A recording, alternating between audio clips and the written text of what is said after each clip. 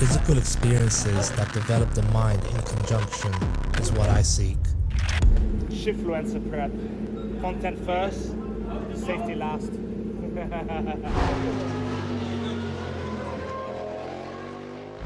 I go for a hard road ride where I'm cornering, putting my knee down on the road and there's a lot of risk, I visualize myself dying in different ways.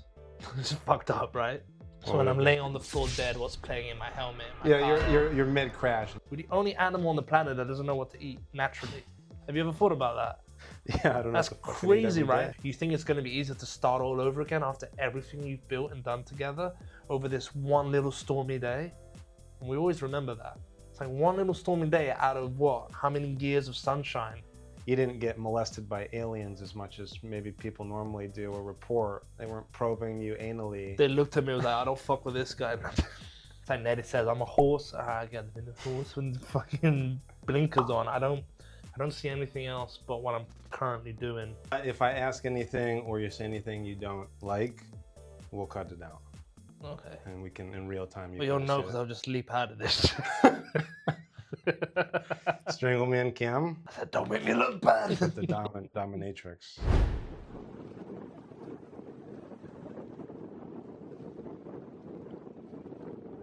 Today we have a special guest. Special in the way that you might not be thinking. And this is actually the first guest that I've slept with on this series. How many nuts can you fit in your mouth? I'm not being shy. Whole lot of nuts. And yes, Dom brought me into his journey to Lombok. We'll dig into this a bit. Dominic Mogelife Rapson. Mogelife Rapson. Mogelife Rapson. Goes by many names. He might look like a dog. Might smell like a dog, even. But he's closer to a cat. And that's because he's lived many lives. I see what you did there. So we have to go through it a little bit because he's too humble and his memory's impaired from, we won't get into that detail. Chinese, Japanese, dirty, look at me.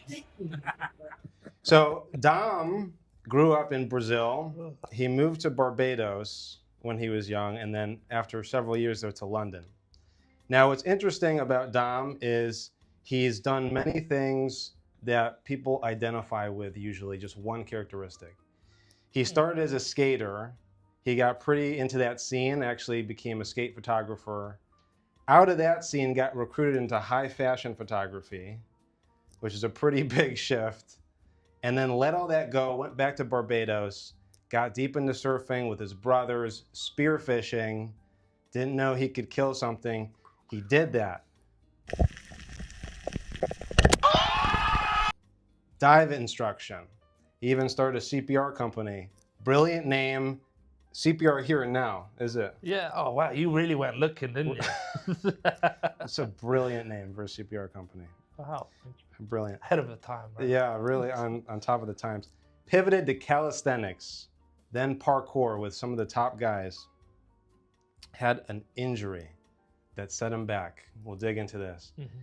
And then he became one of the leading ancestral nutrition authorities, especially in the carnivore diet.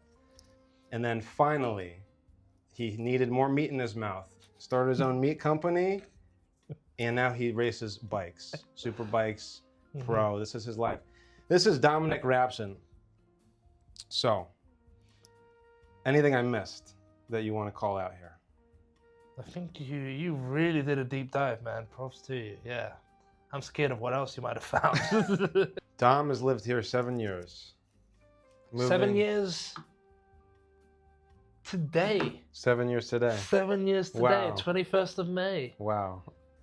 So I met Dom at the gym. We had a coffee and then we shared a bed for 4 days in Lombok as he did his bike racing. That's smooth, man. It was super smooth. He really looped me in. And he's just so trustable. He's so lovable, like his dog. We'll talk about him. What you got there on paper? Dom told me that he actually was a singer in a metal band. So, well, screamer, I guess. Screamer. Frontman. Yeah. Frontman. Yeah. So you've lived all these different identities. And I'm curious, what's one that you don't think about that's it's this niche, like this metal, this screamo singer? Is there a forgotten identity? And what do you think of that? Is there one that you miss the most since you've lived so many?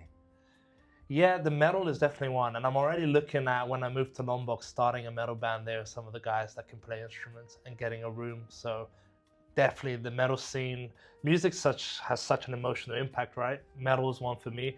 We sat with Johnny that night on the sofa listening to metal and watching these different bands and all like feeling it out. And yeah, I'll definitely want that part back. I've gone in and out since being in Bali, back to surfing, back to skateboarding, back to this and that. But I find as I settle in Lombok, yeah, I think I do miss the metal and being on stage and expressing myself that way. Is there one deep down that you never think about it? It's one of the many Dom lives that I just don't think about. Horseback riding, I guess. Didn't tell you about that. Used to jump horses and yeah, equestrian stuff. But that was a long time ago. Yeah, that's something. Yeah, that I don't even think about anymore. Yeah, there's been so many things. Traveling as a kid, and my mum putting me into so many things. Yeah, like judo, MMA, jiu-jitsu, stuff like that. Do a lot of boxing as well. Things that I don't even think about, but yeah, there are parts of me there that were there, and I've not really talked about it with anybody else. So no, I don't just deeply miss any of them because I just move on to what I'm so focused on to next. And once I'm focused on something, it's like Netty says, I'm a horse. I get the horse with fucking blinkers on. I don't see anything else but what I'm currently doing. Racing, high speed, superbike.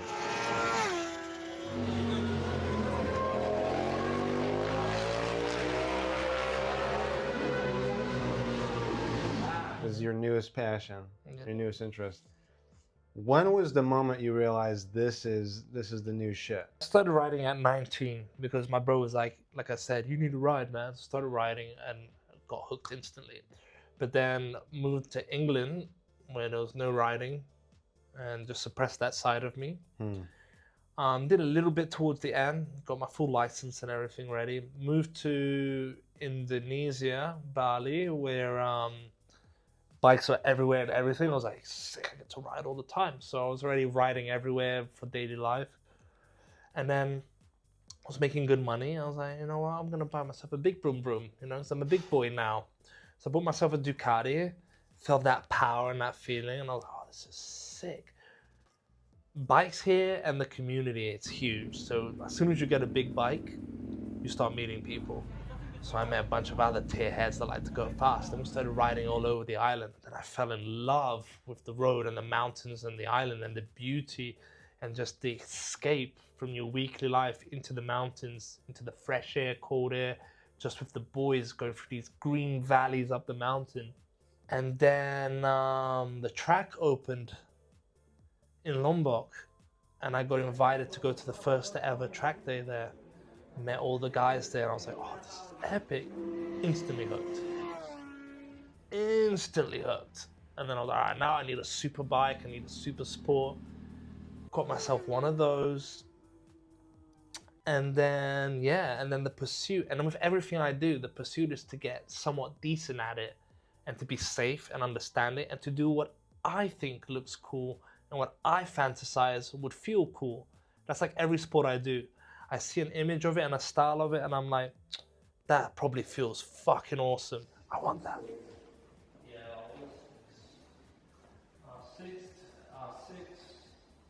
R6, R1. Oh, I know what this is. So I started to pursue it. So then I started training, started learning, started understanding, started reading, studying, doing courses. And I was like, okay. And just like anything, you turn up every day and do it obsessively, you get freaking good at it. You don't have to be a pro or anything, but you can get pretty damn good at it. So I got good at it. And then one of the bros that I used to ride with a lot passed away on the bike. Tragic accident on the road. We lost a really good person. He was like my older bro as well. Also, you know, I was 28 or 29 at the time. This guy is in his 40s, So I had a lot of these older bros, you know, that already have free time, living their life, accomplished businessmen with a big heart, been through shit, see me as this young guy and somewhat respectable and cool to be around, provided a bit of a younger energy to them as well. And he was one of those. So we lost him, and then that sparked me. I was like, I don't want that pain. I don't want to lose my bros to motorcycling like that. So then I started making content about safety riding and how to progress. If you're going to ride on the road like how we do, how do you get to that? Because a lot of people just try. They'll watch a video and be like, oh, it's not that hard. You know, the arrogance, especially young, when we're young, you know, our frontal hasn't developed yet. We have that dopamine. And we're like, oh yeah, I don't feel fear. I'll just try, and fucking kill themselves. Because I love sports that one mistake and you're dead. That's what brings me present. That's my meditation. That's why bikes, unlike anything else, you know, has consumed me, because every time I get on that thing, I know it could be my last time. So I'm fully absorbed in enjoying it and presently try not to fuck up.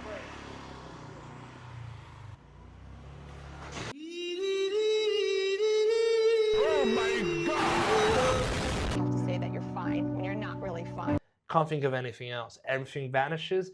You get this thrill, you get this happiness, and you get this, anything that you were holding on to is long gone and forgotten. The moment you turn that engine on and turn that throttle.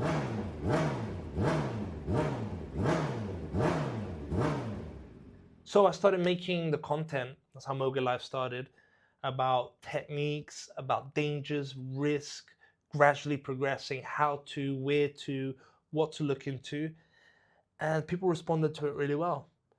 And then that took on my new identity. I'm this guy that rides bikes as well, talks about safety. And then I started putting all my money into the track and getting into the crowd there in the community. And then as I got bigger, I got sponsors, I got connected with race teams, people very well in the industry or in the community here. Big opportunities came up, and now I'm there pretty much every month.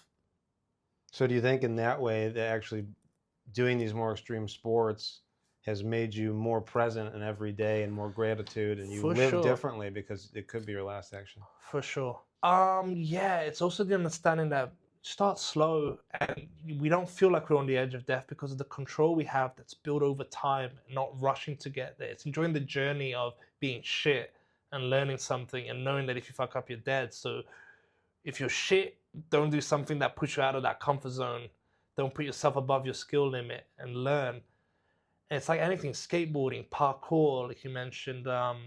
I'm jumping off of stuff where I could easily break my body or die or land badly and be paralyzed for life. Olympic lifting was another thing I used to do. That bar drops it. I had a guy paralyze himself right in front of me in the same class. So all of these sports, you can't rush the process. And I'm a really detailed and in my head guy. I like technicality, technical diving, spearfishing, skateboarding, motorcycles. All of these things are technical, so they're not just physical. I'm a very physical guy, but it has to be physical with technicality. That's why calisthenics, gymnastics, parkour, extremely technical, where you have to do the small things and the fundamentals over and over and over again and bang your head against the wall, frustrated not getting it until you do at a slow rate where you only see progress every few months, if not every year, once, you know? So that's how it is, and those things are what really draw you in. And then you get so far into it, a lot of people are like, oh, you got so good at it, and then you just stopped. Well, it's not that I feel like I was throwing it away or I kept going because I didn't want to throw something away, but it's like I'm only doing it for the journey. Once I've attained the skill and it's easy to me and there's nothing else more for me to really learn and all useful, I want to move on to the next thing that is going to provide me that journey. And at the moment, it's bikes.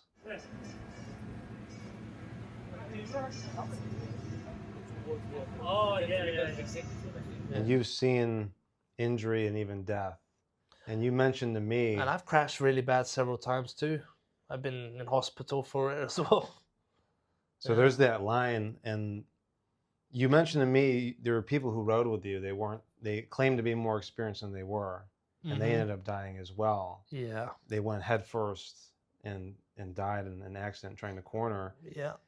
When you see these examples of death with your friend, with these people that what do you feel like in that moment?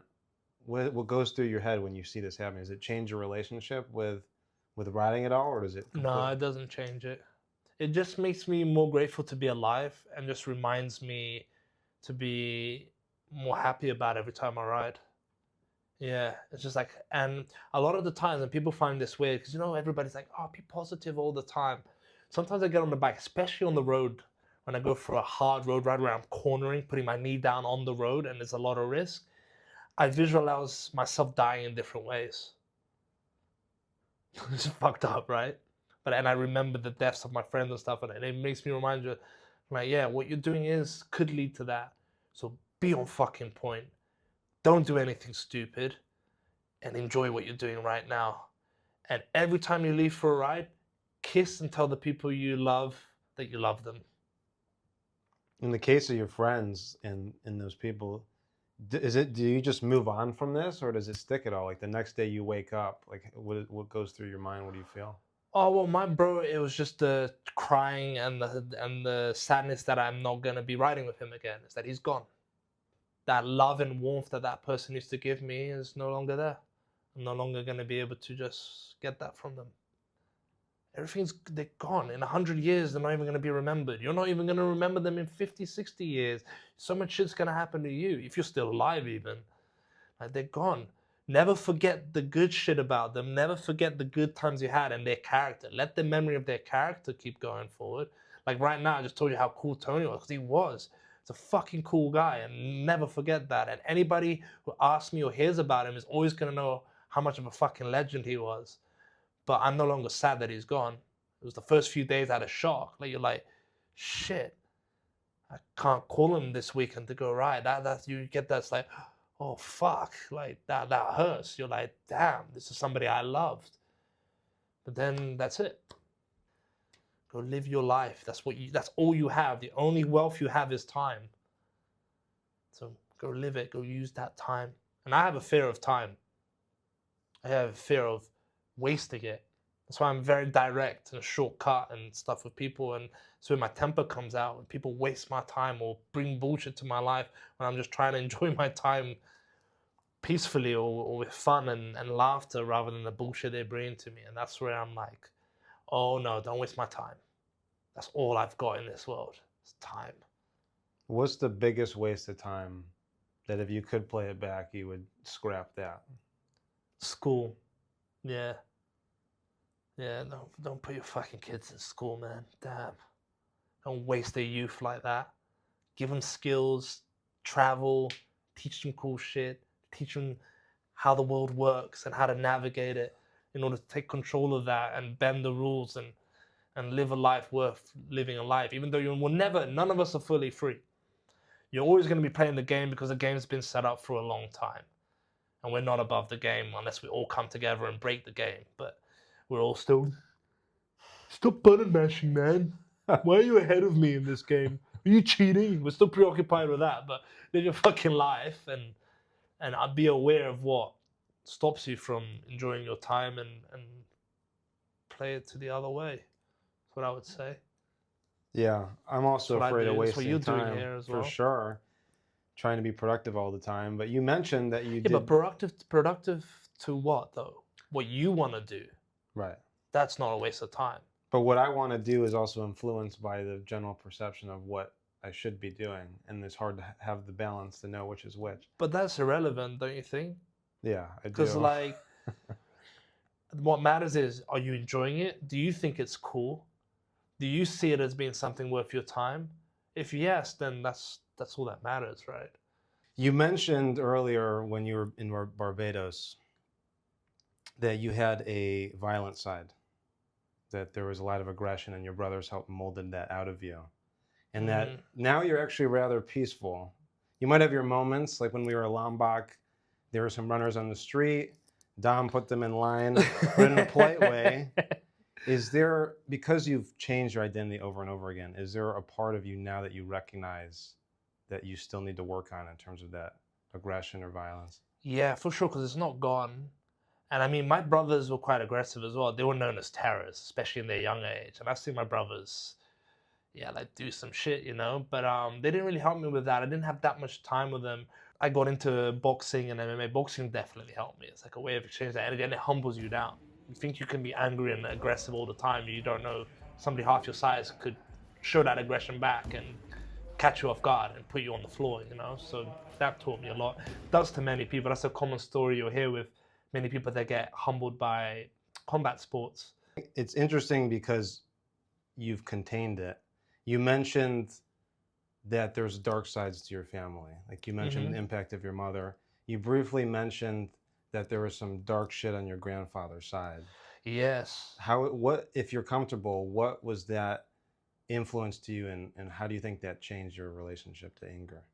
Basically, my mother's side was, that's the black side of my family, and Caribbean roots, Brazil and England as well, and traveling a lot. And my grandfather was, and my grandmother as well, they were very harsh parents and a very unhealthy dynamic. And as I was saying about kids, that kids observe more than they listen, right? And just by being in the presence of that, they're taking that in. They're seeing what's normal. They're normalizing what they feel is normal because they don't know any better at that age.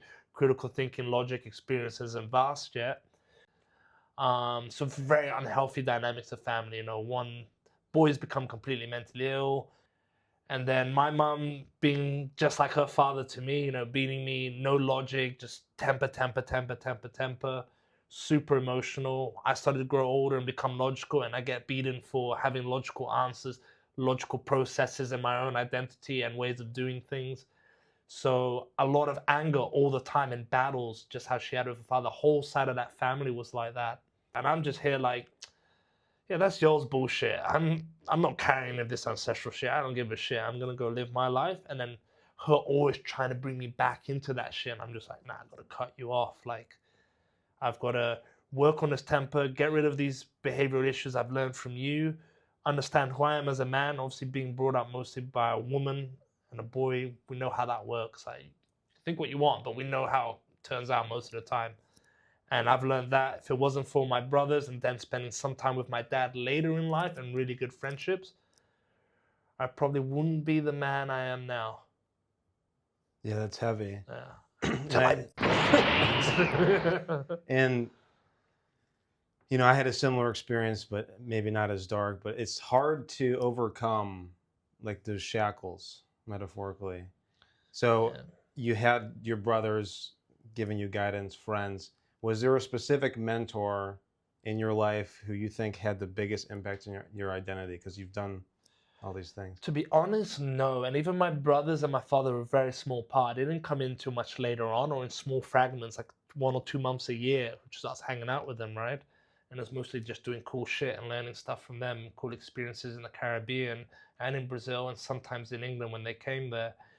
But no, to be honest, it was like the brothers around you really shape you. Like, if you want to break out of your family's bullshit, you really just got to leave that family. Doesn't mean up to you whether you cut them off completely or not. I'm not saying that, but you got to leave and you got to go find older brothers, non-blood related or whatnot, which is probably what I credit to, non-blood brothers who are older than you and are there to show you the way forward, you know, initiate you into what being a man is just by seeing how they are, those kind of guys, you know. Hey, we're going spearfishing. You ever been before? No. Okay, well, here's a gun. Don't shoot yourself. Let's go. You know, just straight into the deep end. Don't baby you. Just like, you're a man now. You're hanging with men. Let's go do shit. You know how to ride a bike? No, I'm going to teach you how to ride a motorcycle. You got to know how to ride a motorcycle, you know?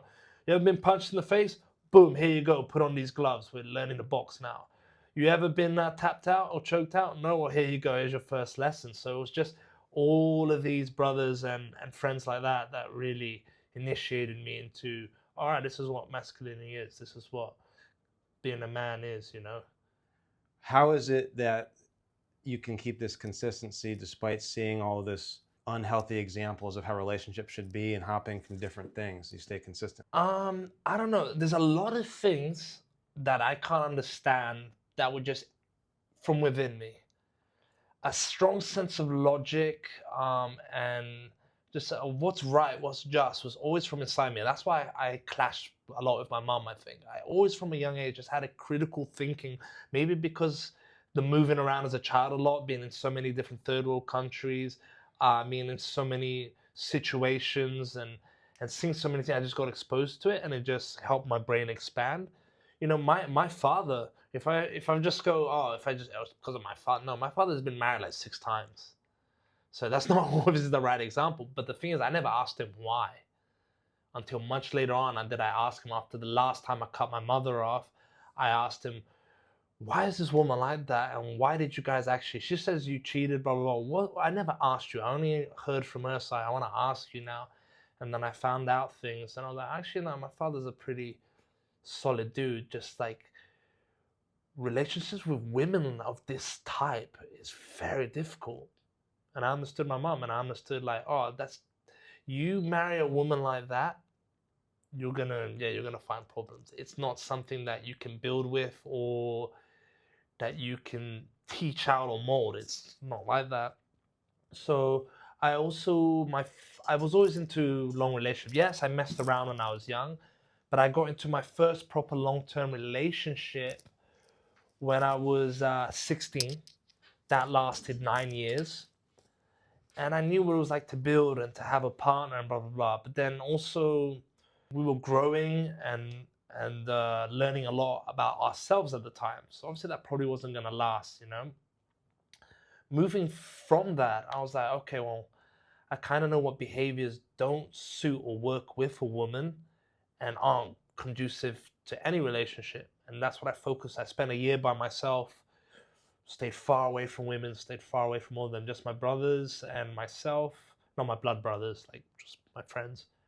Worked on myself, and then life is funny. When you really work on yourself and you don't go searching, you just do the work and then you just feel ready, life gives you what you need. And that was Netty. In fact, actually, there was one girl just before Netty, 2 months before I met Netty. I could just feel like, oh, this isn't going to work. I can see the behaviors, and I'm like, I don't like that. That's not something that we're going to be able to work with. And it's not saying there's something wrong with the person. It's just their character type. Not all characters, even in friendships, mold or come together, right? What were one of those characteristics? Oh, just like the neediness and always wanting to be there. I was one of them.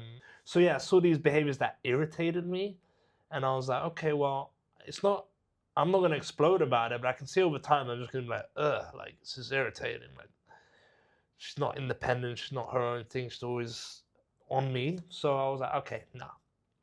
So I learned to also be direct, and I lost the fear of, oh, you're going to be alone or you'll never find love again. Because I just went through a divorce and learned that, actually, no, I'm good. There's plenty of women out there, like, you're going to be fine, you know? And so, yeah, I broke up with this girl, and then 2 weeks later, life's like, well, good. You learned your lesson. You made the right move here. Here's the one you actually are going to do stuff with. And then, yeah, here we are 10 years later, and 10 years of, yeah, consistently working to understand our differences, to adjust to certain things as we grow, as we change, and always never running away from the problem, always being able to come to each other with the problem, hold space for the problem, understand it from both perspectives, then move on or fix it. And that's how 10 years has been so easy. Yeah, it's crazy because the divorce rate's sitting in the 40s and relationships do not last this long.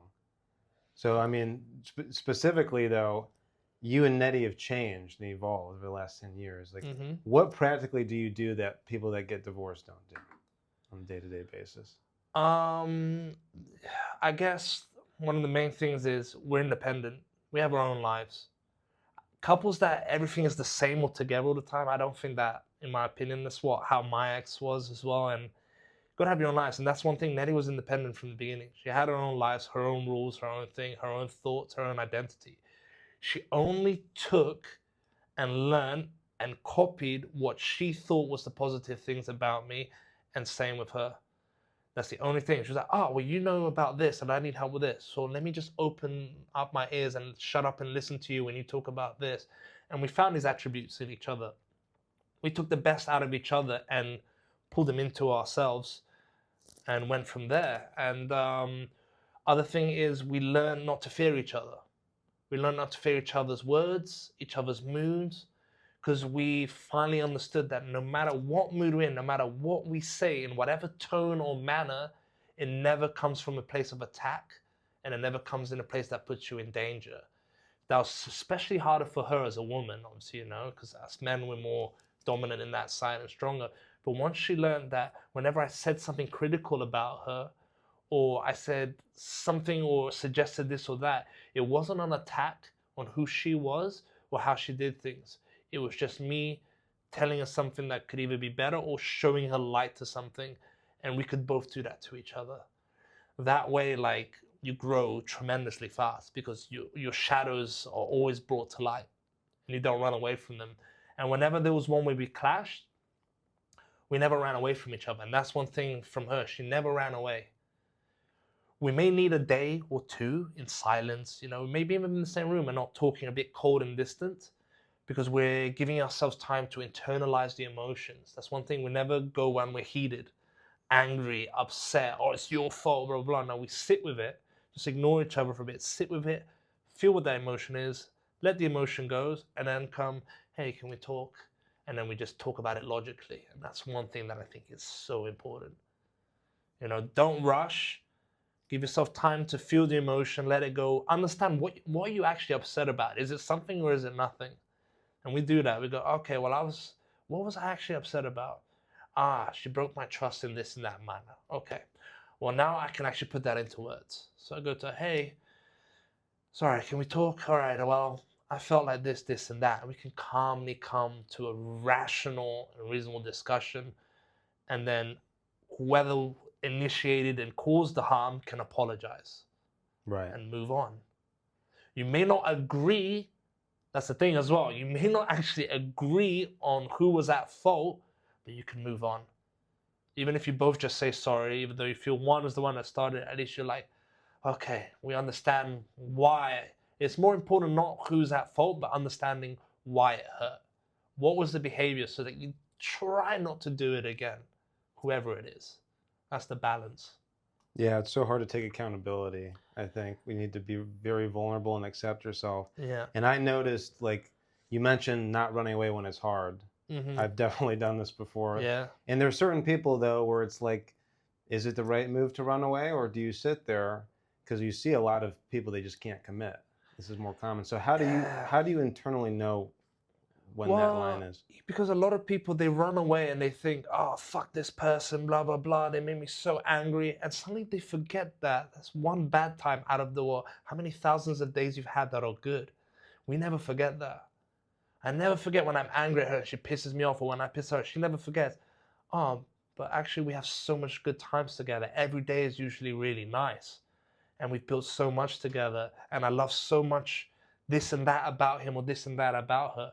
When you can think about that and have that gratitude, you never run away from each other. Because why over one or two incidents, you're going, fuck this guy, it's not worth it. Go bitch to your friends, cause a scene, and then easier what? You think it's going to be easier to start all over again after everything you've built and done together over this one little stormy day? And we always remember that. It's like one little stormy day out of what? How many years of sunshine? Yeah, you mentioned Netty was with you when you had probably one of the stormiest days or probably months of your life when you injured your wrist significantly and you couldn't do all the things you loved. So, and I'm curious, I think it's an important story to kind of tell, like, what you learned about her, because you just met her, and then also what was the stormiest day for you? I don't think I had. No. I was just like, this is it. Now what can I do? I always focus on what I can do, not what I can't. So it's like I didn't get depressed or down or anything like that. I just was like, oh, okay. Well, I'm bloody lucky this woman has just moved me into her house only after 3 months of dating. Just looking up. I was in like 2 casts like this, by the way. Couldn't move anything. Couldn't feed myself, brush my teeth. So I was already extremely grateful. Like, I didn't have anything to worry about. I have this woman giving me so much love and attention while battling all her jobs and going out into the world.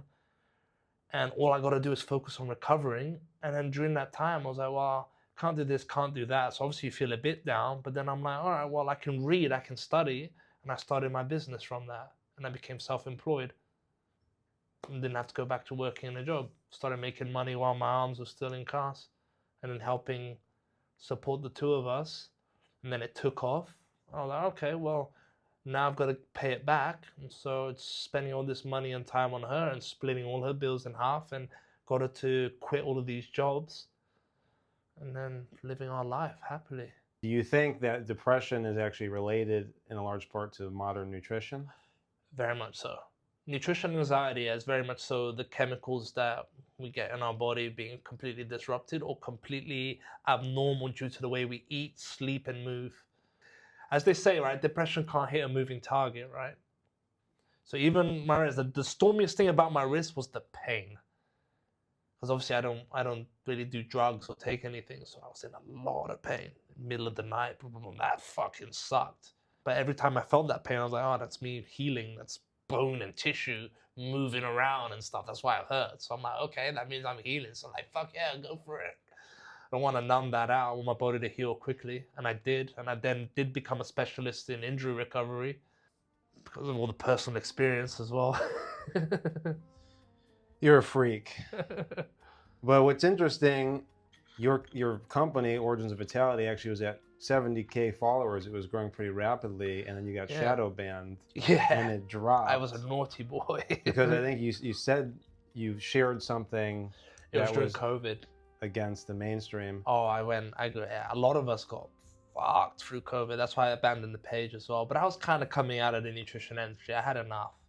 But yeah, a lot of us got really castrated with the COVID, which goes to show you that no matter how much you build on Instagram or YouTube, it's not yours. They can take it away like that. So then that's why I was like, I can't rely on online stuff. I need a physical business. That woke me up big time. And that's when I started Hunters. What do you think is the current state of nutrition? You're not maybe tracking it as closely as you were before, but... It's an absolute shit show. I'm so glad I'm out. I do sometimes, because Hunters is still connected to that industry, so I still see it in that algorithm and stuff, and I'm like, just, holy shit. It's just like, the knowledge on nutrition, the human animal, and how the earth works, is not new. Like, we've known it before there was computers and internet, but nobody goes back and looks. That's the funny thing. So my tip is, go back and look, and you'll find all your answers. Look before corporations, look before agriculture, look before industrialization. All the answers are right in your face. Is there something concrete in 2026 that's just complete bullshit that everybody just takes as an assumption that shouldn't be questioned? Oh fuck, there's a lot, man. Nutrition. There's a lot. Nutrition is a minefield of bullshit. It really is bad. No wonder we're the only human animal that doesn't know how to live and eat. We're the only animal on the planet that doesn't know what to eat naturally. Have you ever thought about that? Yeah, I don't know. That's crazy, right? A giraffe, a shark, a dolphin, a cow, a monkey, a mosquito. As soon as it's born, it knows what it needs to eat and where to get it.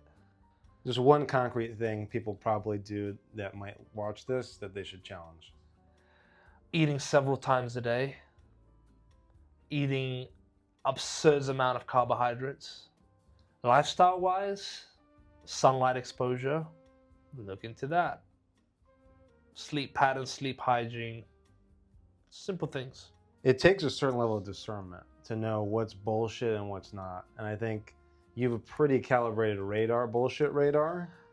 So how do people develop that? I think I have to thank one of my friends, a close bro of mine. We parted ways, and he was tied into like, can't really say it, but like dark shit, like real dark shit. And he sat me down one day and was like, you need to understand this, you need to read this, you need to watch this, you need to do this. And when he then gave me this overload of information, of a reality check, and actually taught me how the world works, taught me what history was, it was a huge shock to me. And that catapulted my progress in my way of thinking. Was there a specific thing that your friend showed you and you just like, holy shit, I did not realize that? And how do you know that the sources you're being shown that are contrarian to the popular belief are also true. How do you Mm. distinguish that? Because it's not that it was different. Everything is generally hidden in plain sight. So it's facts and information that aren't a different opinion. It's just facts, but it's not put out there and people don't search for it. Many things about how the globe works and what system we're living in, and then the history behind it, the documented history behind it. And once you learn that, you start to go, oh, shit. So everything that we're living now is a lie. That's bullshit. Oh, I can see the bullshit in that now. Or I can see the manipulation in that now. Oh, I can see why this tradition, why this certain thing is this way. And it's just going off of that. And then your common sense and logic starts to piece it together. It's something we were talking about is like, if you go so deep on a subject, it's really just pleasuring yourself, mental masturbation. And there's really no takeaway.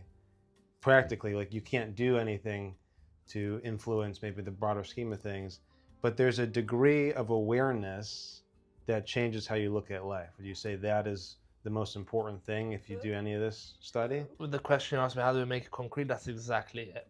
Just awareness to it so that you can make better choices or see things coming before they happen that may affect you negatively or positively, that you can play to your advantage.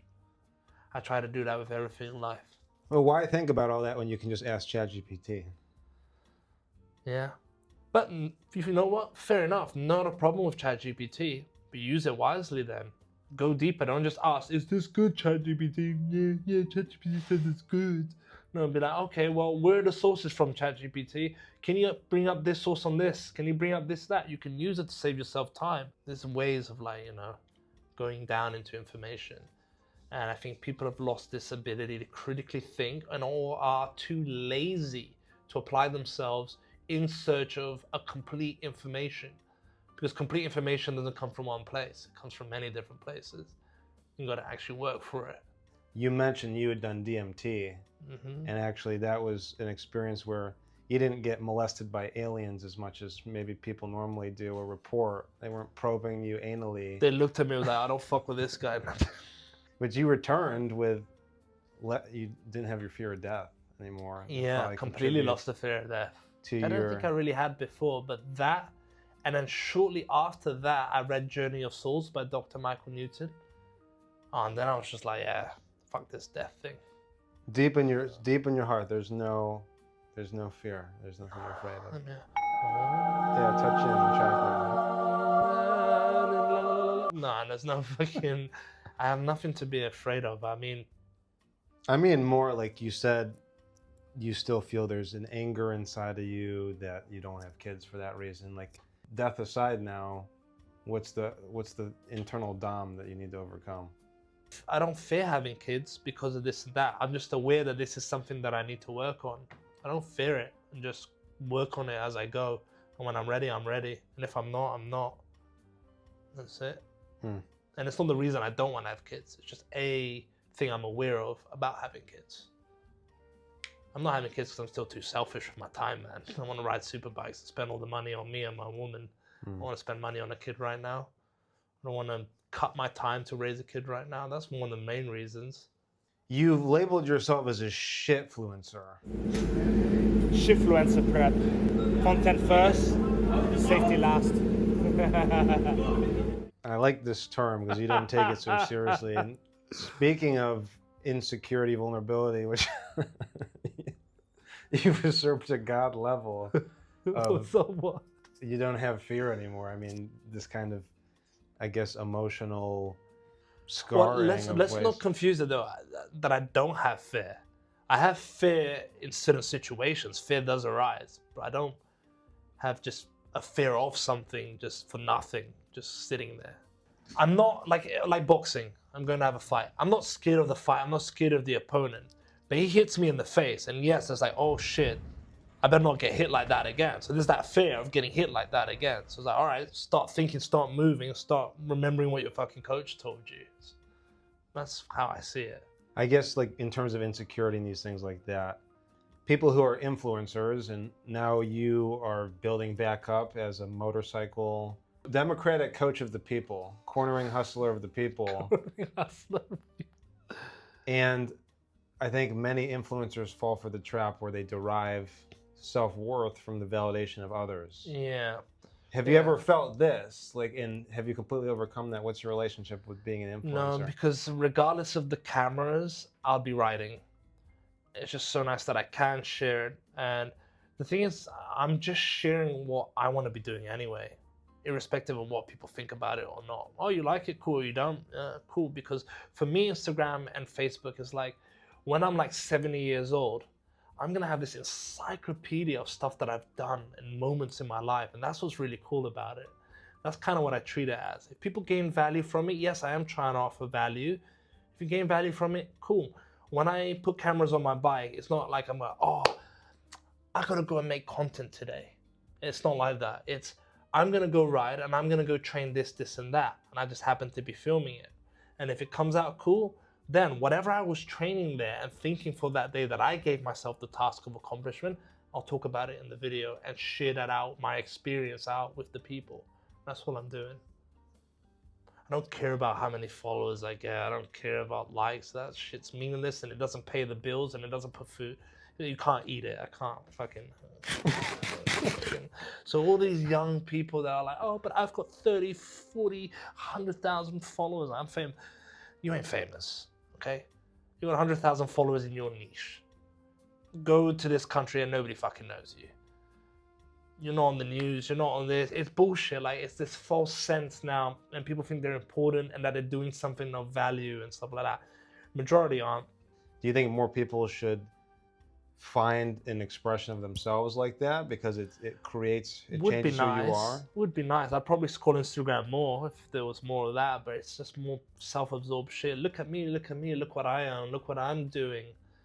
And then it's a bunch of people, and this is the funny thing, it's not so much the influencer that's the problem, it's the people following them. Because you've got so many people that are either of poverty or doing nothing with their lives, and they just want to consume and follow along somebody's life that they think or see as better than what they can achieve or what they currently have. So it's like, oh, I'll just live through them. That's so fucking pathetic and disgusting, man. You think it's parasitic almost? Yeah. Like the it's like, why do people follow celebrities? Why do you need to follow a celebrity? On a celebrity's Instagram, they're not showing me a movie. I only care about them in a movie. Like, this celebrity is good at acting. Okay, I'll go and watch a movie. Why do I need to follow them on Instagram? I'll go and watch the movie when it comes out. Am I following them, what? To see what they own, how many Lambos, how big their mansion is, what fancy parties they go to? What the fuck am I doing? Why? Why do I need to follow that? Well, if people like their content, their movies, and they want to understand their life, do you think there's a value to that?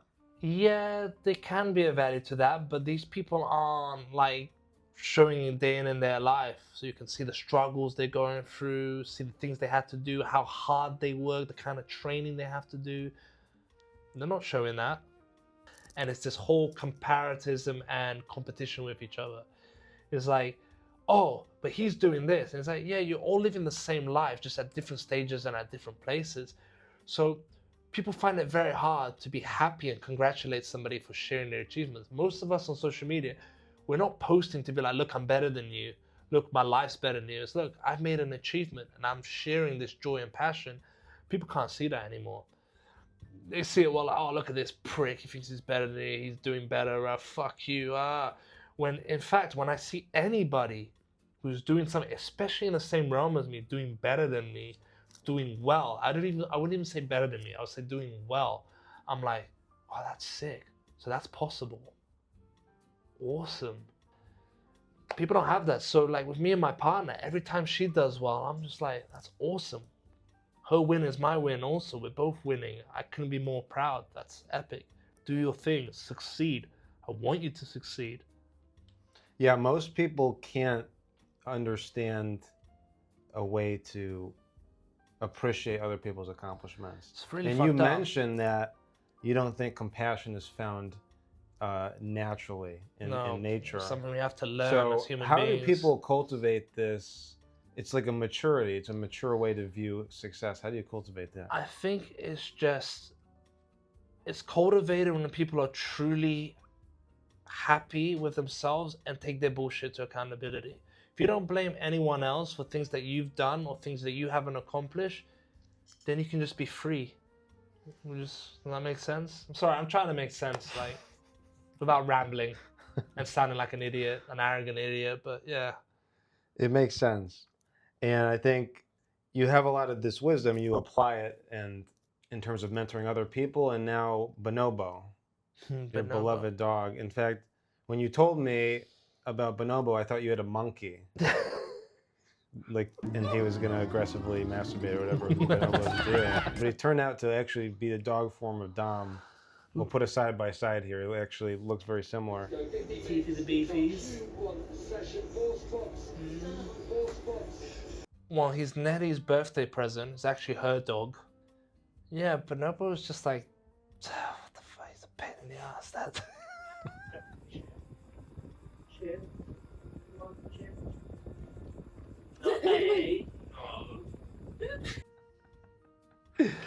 He is kind of how we would bring up a child, and he is a good mirror as to how I would be as a parent. That's also one of the main reasons why I know I have not matured in the patience and temperament to be a father yet. Because I picked a dog that is very stubborn, very strong, very independent, a lot of willpower, but also an absolute softie, kind-hearted, well-mannered, gentleman, patient. And that is the values that Netty and I would put in a child. And because of that, we know exactly how we would clash. Because that child, like me, like Netty, will be strong-minded, critical, logical, but kind and soft, where we would feel bad telling them off and giving them a hard time, because no matter how hard we are on them, they wouldn't bare their fangs against us. Do you think more people should have pets that are thinking of having kids and learn that lesson? Do you think that's an important step? I never thought about it until now, but now I could say yes. I would just say yes without a second thought right now. Based on my experience only, my opinion, not fact. Yeah. What is the gayest dog? We're cutting that out. There's something funny though that I noticed about me and Netty as parents, and it's something that a lot of parents do need to know, especially with a male, and Bonobo's a male, so if you had a boy, it's when the father is tough on the boy. Netty had that reaction to butt in and stop what I was doing, and that's something I think that, yeah, with a pet and with a child is something you can't do. When the father is giving a tough lesson and being strong on the boy, I think that butting in and having conflict between the two parents during that is not good. And he's a dog and it confused him. How do you handle that? No, I just let it happen, and then later spoke to Netty about it. It was like, hey, like, you know, when I'm disciplining him over that, over something serious, it may look harsh and blah, blah, blah, but this is what he understands. This is how it's being done at this time. Don't stop or get in the way of that as well. Like, there's it's not about alpha, this whole alpha bullshit. It's just like that dog has to look to you for guidance, has to trust you and see strength in you in order to listen to you. There's a strength and there's a trust that they gain in you from that. You know, when shit's going down, he looks to me first before making a move. He understands that I've got his back and that I'm strong, and that I am that male presence in his life, and I will look after him and protect him. And when shit goes down, he better listen. And if he doesn't, I will bark and I will bite, just how his parents or any other dog would. It's nature. If you ask Netty to envision what type of dog she thinks you are, what breed do you think she would say? Yeah, if not like a bull terrier, either a Rottweiler, Doberman. What kind of dog do you think she is? Actually, Beagle is actually a fucking good one for her though. The loyalty, the intelligence, and the perseverance of Beagles is beautiful. And I actually, when I was younger, I'd be a Jack Russell. I think I'm too fit to be a pug, and pugs are lazy as well. Debatable. Oh, jeez. I'll tell you what's not lazy. It's the Bander speed round, ladies and gentlemen. Let's get to some quick questions. Okay. Top 2 martial arts people should learn and don't waste their time.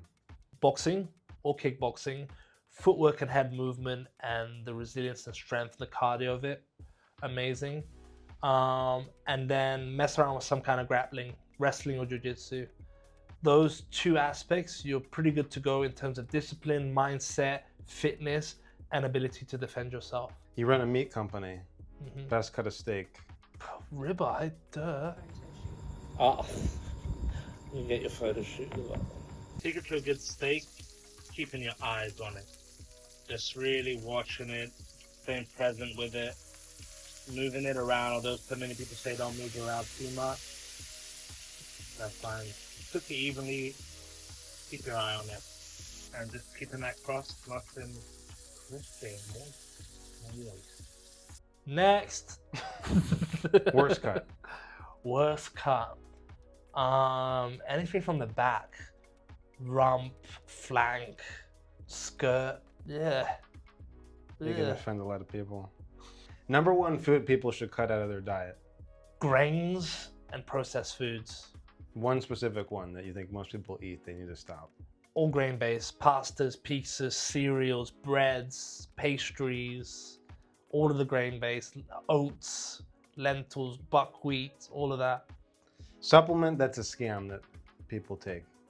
Most vitamins, they're like petroleum derived. They're not real. They don't assimilate the same way. Get your vitamins from real foods, especially raw ones. And that doesn't mean vegetables, majority from meat. Number 1 supplement people should take that they don't. Creatine. If you're gonna take one, creatine. If you can't eat enough or get a good source of protein or afford to eat a lot of meat, get yourself a good egg or whey protein that's clean without bullshit in it. Coolest spot in Bali nobody knows about until now. Oh, I don't want them to know about it. I'll take you, but I'm not gonna tell everybody. Bali's already. Right on. And then what's the worst spot in Bali that people think is cool? Everything below the mountains to the whole south coast. But I have some cool spots to take you though, and we're gonna teach you to ride a bike, so you're not riding bitch all the way out there. It's far.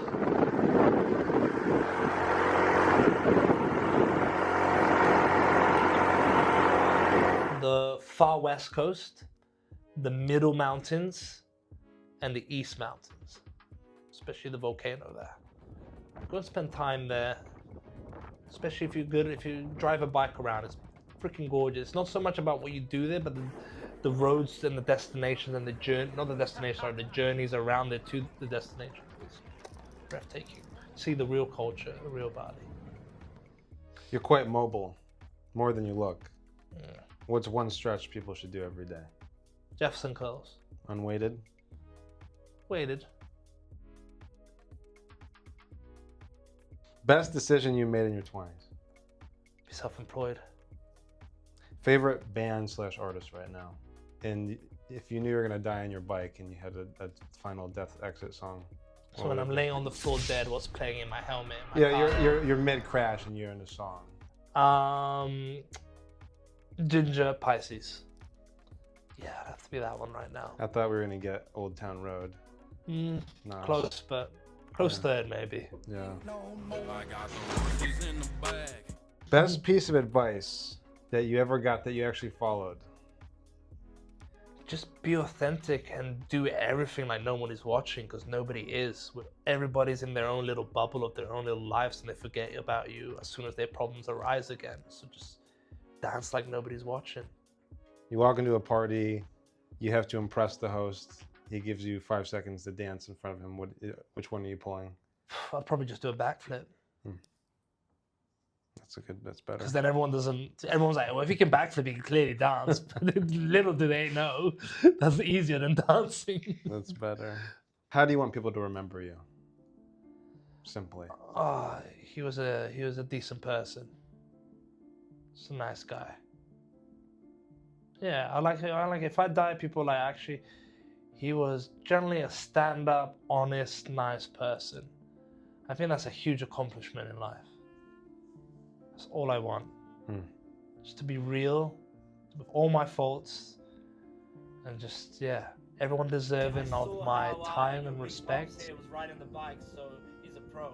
I did what was right and I didn't shy away from doing what was right, even in the face of things that may have been hard. Not ashamed of being wrong, not ashamed of change, admitting defeat, admitting wrongdoing. Yeah, just simple values I wish all of us bastards in this planet had. We all walk around just knowing that like it's nothing wrong with being wrong and changing your mind and growing and learning and admitting, taking responsibility. I think if everyone did that, it would be so nice. Society would be so much easier. Just be decent. Yeah.